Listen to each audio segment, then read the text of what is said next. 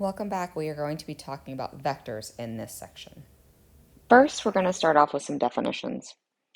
Scalars are quantities that are described by a single value that we call the magnitude, and it's the size or measure of the quantity. You might have heard somebody say it's a scalar multiple. You're talking about some number like 3, that's a scalar. Vectors are quantities that are described two ways. You describe the magnitude and you describe the direction. How big is it and where is it going? Speed is a scalar quantity that tells us how fast an object travels. Velocity, like vectors, has two different things to describe it. Velocity tells us how fast an object travels and in which direction. Vectors and a plane is a line segment with a specified direction. So remember, you've got your magnitude and you've got your direction. Here is an image of a vector with the initial point of P and the terminal point of Q, and we call this vector PQ. The way in which you name it is important.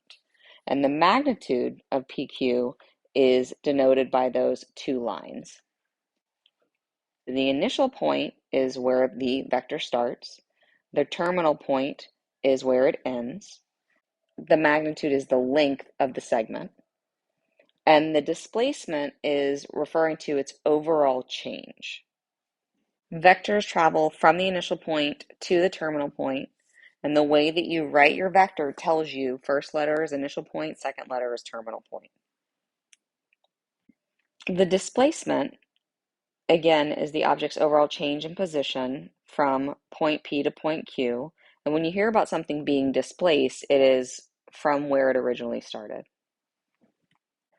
Vectors are equal if they are the same magnitude and the same direction. You can have the same magnitude but be in a different direction, and then the vectors aren't the same. When we're describing vectors, we'll often use boldface letters that are lowercase.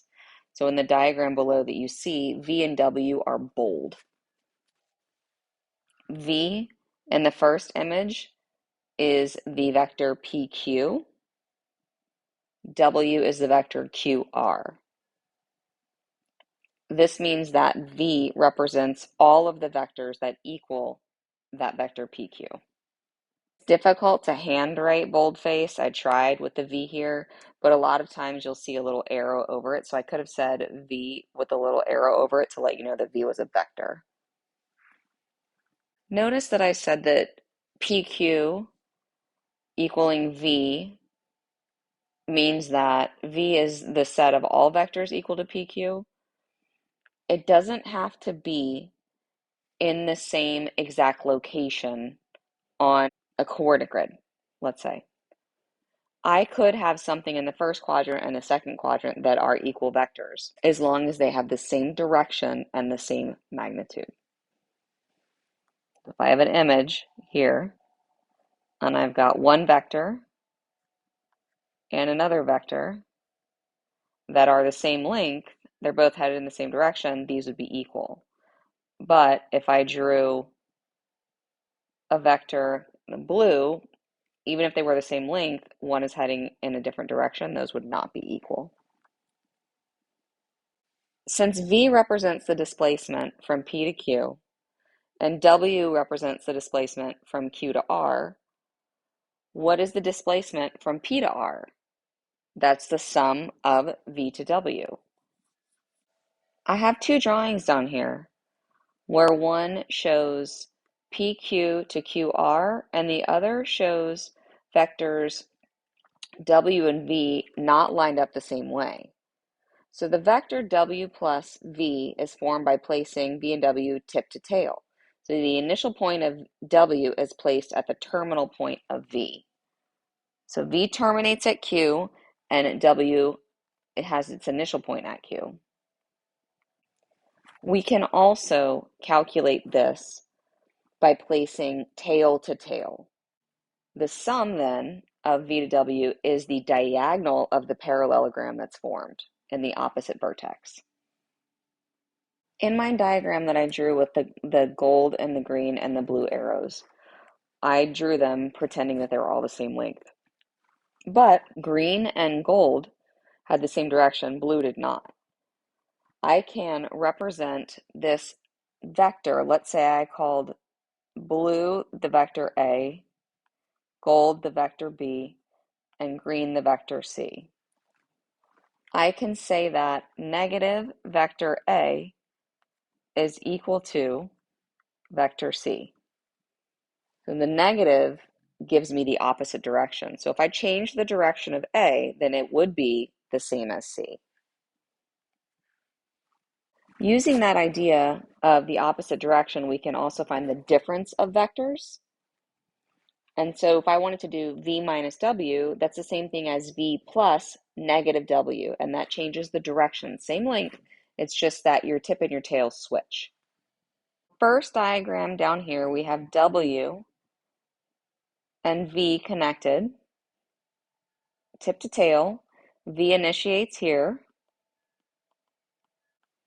W's initial point is at the same place that V terminates. If I wanted to find the difference, then I flip the direction. So the tail goes in the opposite direction, does a 180. That the distance then is calculated connecting the new tail from V to negative W. Looking at the second diagram with the parallelogram, I'm still using the parallelogram idea, except I'm not talking about from their vertex to the opposite corner. I'm connecting the diagonals where the tails are now. So rather than coming into the middle where they both start, I'm going and connecting their endpoints. You change the direction of the subtracted vector on the parallelogram diagram. Remember that the sum is found by the diagonal that meets the vertex formed by the initial point of V and W to the other side of the parallelogram. The difference is found by the diagonal that meets the terminal points of V and W. I've drawn two parallelograms here with vectors V and W drawn. Vector V is the blue vector and vector W is the green vector. And then I've drawn the opposite vector, so negative W in red. On drawing one, these are tail to tail. I wanted to make it tip to tail so that I could draw the diagonal from one initial point to the terminal point. I could move vector W up to the top of the parallelogram for this visual.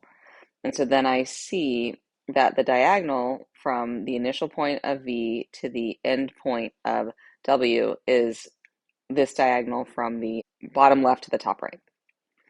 I want you to see how it's not the same diagonal when you're adding the opposite or when you're calculating the difference. The first one we had here was vector V plus vector W, and the second one is going to be vector V plus the opposite of vector W. Using the same idea of moving a vector over, I'm going to move the V vector to the other side so that my initial point of V, I'm now tip to tail, and I can connect the diagonal from the initial point of V to the end point of the opposite W. So notice that they are two different diagonals.